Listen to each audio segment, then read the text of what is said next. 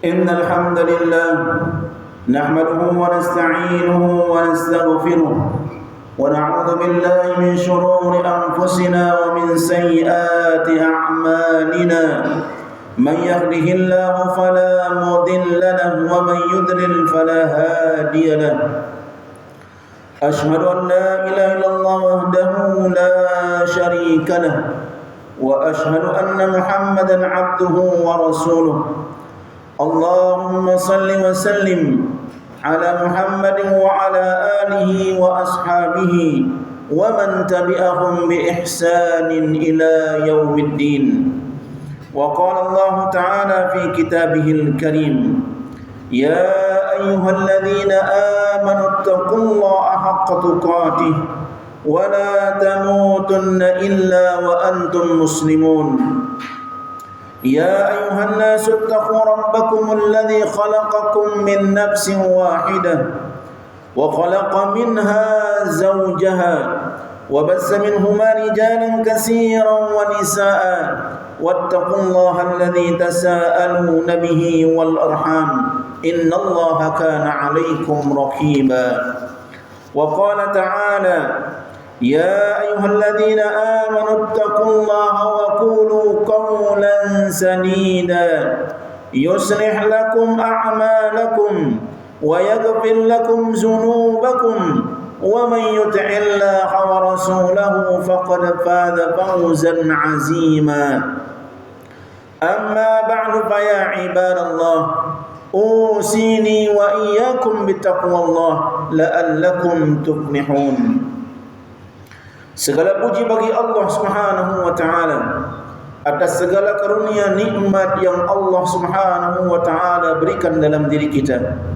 Nikmat iman, nikmat Islam, nikmat hidayah dan nikmat waktu luang. Sehingga pada kesempatan yang mulia ini kita bisa melaksanakan kewajiban kita kepada Allah Subhanahu wa taala.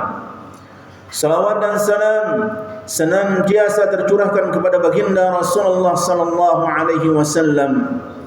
Semoga kita yang tidak pernah berjumpa dengan baginda Rasulullah sallallahu alaihi wasallam, namun kita yakini Rasulullah sallallahu alaihi wasallam sebagai khataman nabiyyin, kelak pada hari kiamat kita mendapatkan syafaat dari baginda Rasulullah sallallahu alaihi wasallam. Kami wasiatkan kepada diri kami pribadi dan kepada para jamaah semuanya, marilah kita tingkatkan kualitas iman dan takwa kita, karena keimanan dan ketakwaan merupakan sebaik-baik bekal menuju akhirat nanti, sebaik-baik amal untuk menuju kehidupan yang kekal abadi. Judul khutbah Jumat kali ini adalah mengejar kemuliaan hakiki di sisi Allah Subhanahu wa taala. Ma'asyiral muslimin, a'azzani Allah wa iyyakum. Ingatlah, tidak ada yang bisa mengangkat derajat kita di dunia melainkan karena agama dan iman kita. Maka barang siapa yang silau dengan kedudukan dan jabatannya, ingatlah Raja Fir'aun laknatullah. Barang siapa yang silau dengan hartanya, maka ingatlah Qarun dan hartanya.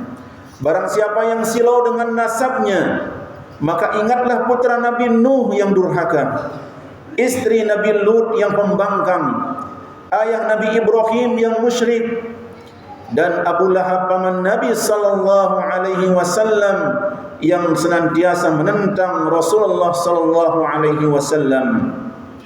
Kemuliaan yang hakiki hanyalah ada pada agama kita. Semakin tinggi agama kita, semakin tinggi kemuliaan kita di hadapan Allah Subhanahu wa taala.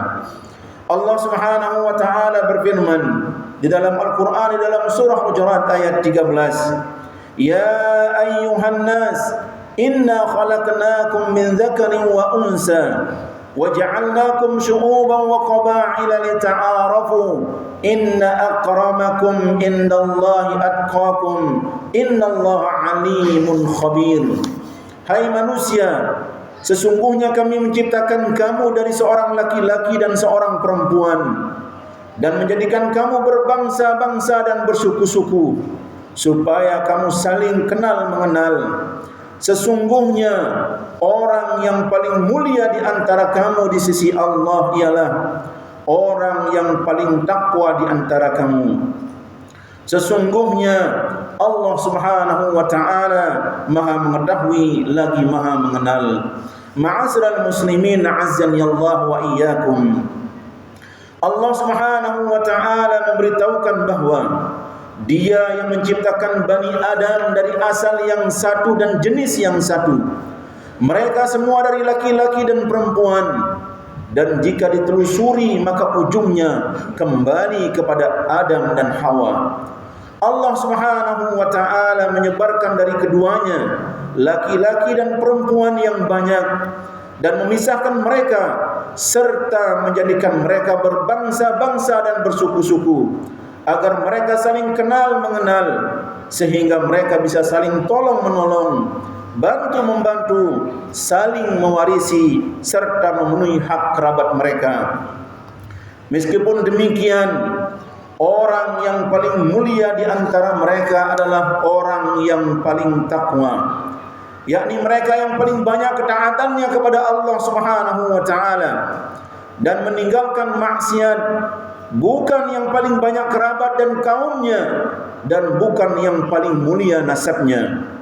Oleh karena itu, janganlah saling berbangga karena tingginya nasab dan posisi jabatan saat ini, besarnya kedudukan dan kekuasaan, melimpahnya harta, karena yang paling mulia dari semua itu adalah ketakwaan di sisi Allah Subhanahu wa ta'ala.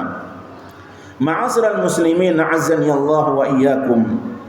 Allah Subhanahu wa ta'ala yang maha kuasa mengetahui siapa di antara mereka yang melaksanakan ketaatan kepadanya, baik zahir maupun batin, dengan orang-orang yang hanya zahir saja bertakwa kepada Allah Subhanahu wa ta'ala.